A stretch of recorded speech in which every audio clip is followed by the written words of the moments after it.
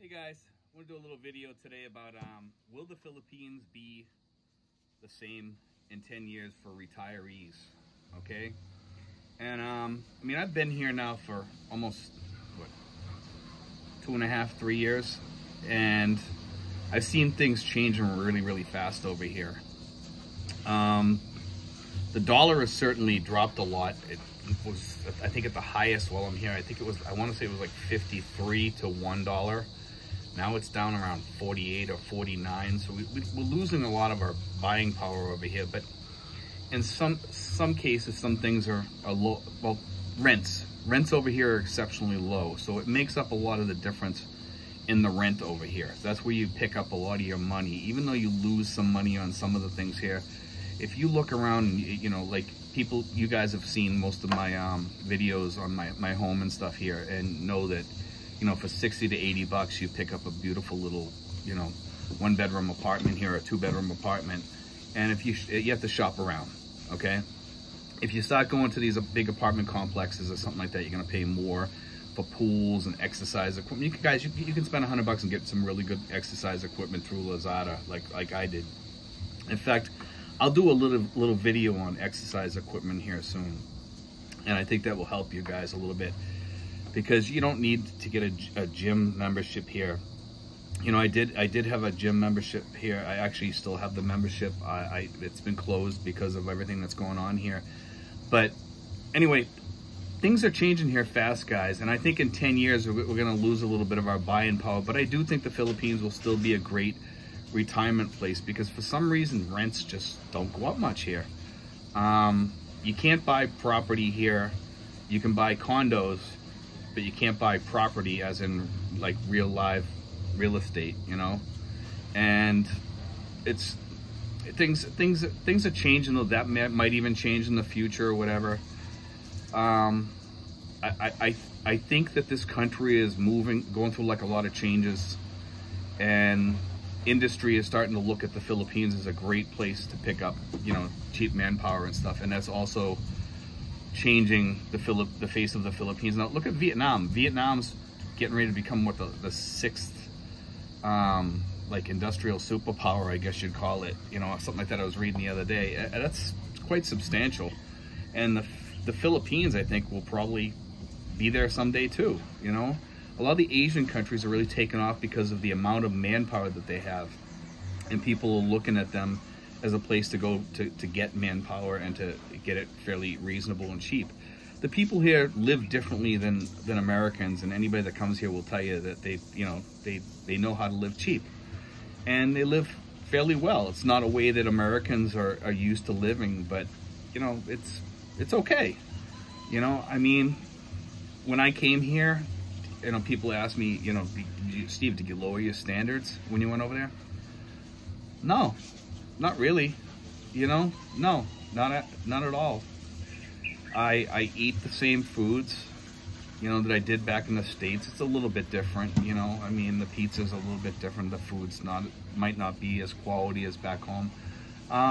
Is the food quality changing here? Yeah. There's a lot more restaurants here. There's Texas Roadhouse in Manila. There's Red Lobster in Manila. There's Panda Express in Manila. Subways. There is Army Navy, which is an excellent restaurant for Mexican type food, burritos, tacos, hamburgers, Philly cheesesteaks, stuff like that. You know, I love Army and Navy. It's actually one of my favorite restaurants over here. They make something called a naked burrito. You can get it with steak or chicken or whatever, or I think you can even get it with pork.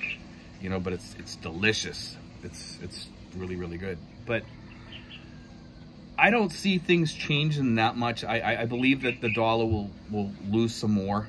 Like I think we will.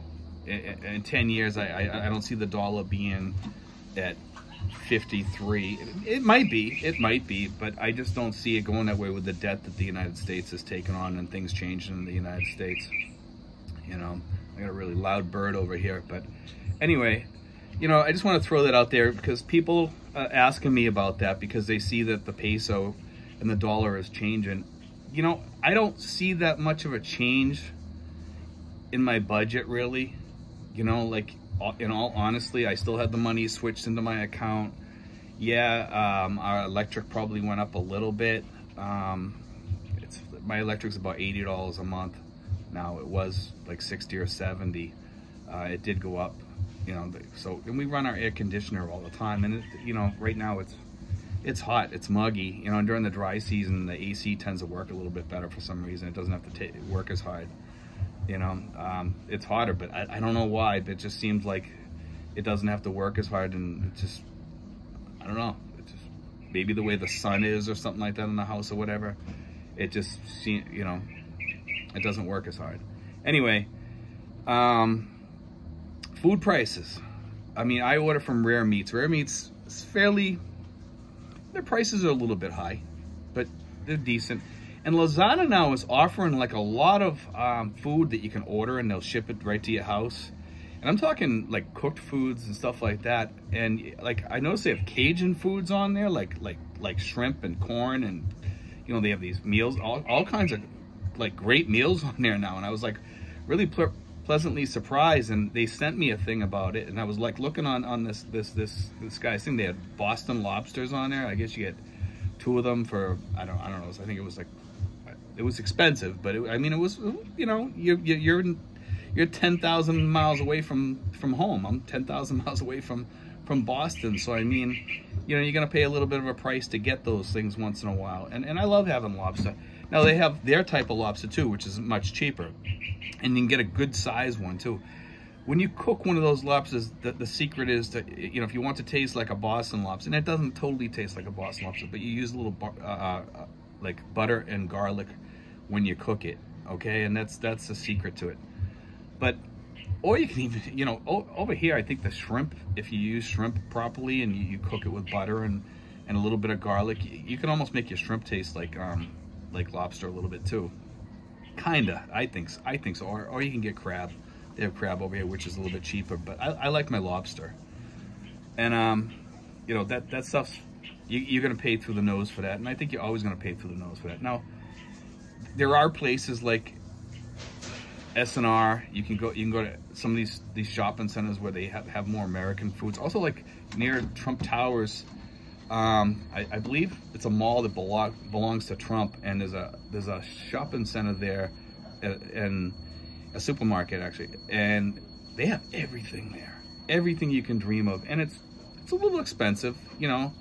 The wealthier people tend to go there, but it's decent. But I go here in Tracy Martirez to the mall here, and I go to S&M, and I don't really like S&M. I like Walter Mart better. S&M, I don't know, it's just not, their meats department's not clean. It kind of smells. I go into Walter Mart, the place is cleaner, better, fresher. They have more choices there, okay? There are some things that you go to S&M to get that is cheaper there, you know, and it's a good store to go get, like frying pans and stuff like that, compared to going to Walter Mart, you know. They have more of a selection on items, you know. But as far as like fresh foods and stuff, I would say Walter Mart has more vegetables and fresher vegetables and better vegetables. But the best place to get that stuff is at the wet market, you know, and that's how you save your money. But yeah, prices are going up a little bit. You can get fresh, if you're gonna get fish over here and you want to get it fairly reasonable, get it in the morning and get it while it's fresh, you know, fresh off the boat. They go out night fishing. You get the fish are still moving. You know, the crabs are still moving, the lobsters are still moving usually when you go there in the morning. Otherwise, they don't believe in ice over here for some reason. Some people have ice, but most people don't. And to buy fish at 5 o'clock in the afternoon after it's been sitting in a hot market with flies all over the place, I mean, it's just not healthy. You know, so you really have to shop around here. And some of the people here don't care. And I could never figure that out. I see these people selling chicken on the sides of the streets, and they have it in a bag. And they have tons of chicken still. They go out there at 5 o'clock in the morning, they set up. It's probably all frozen or whatever in the morning, and it sits out there all day.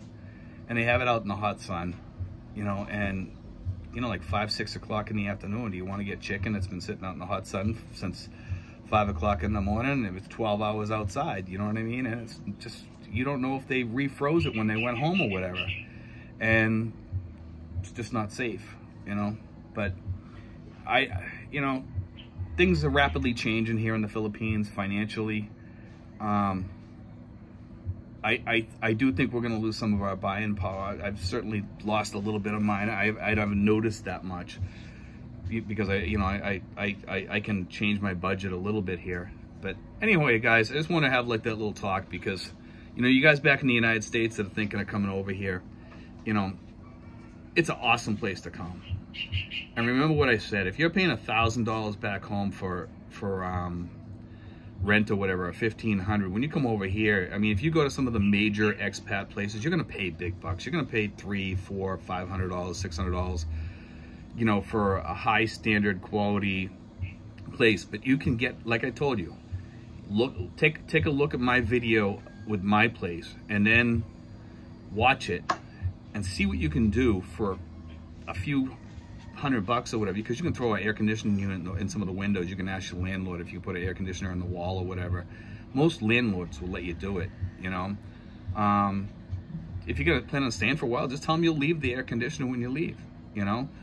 It's not a big deal. I mean, we have way more money than they do, and if we live here for 4 or 5 years using an air conditioner, by then it's pretty well shot anyway, and you almost need a new one, you know. I mean, I spent money putting my air conditioner in, you know. And anyway, guys, you know, like I said, rent is the best over here. Food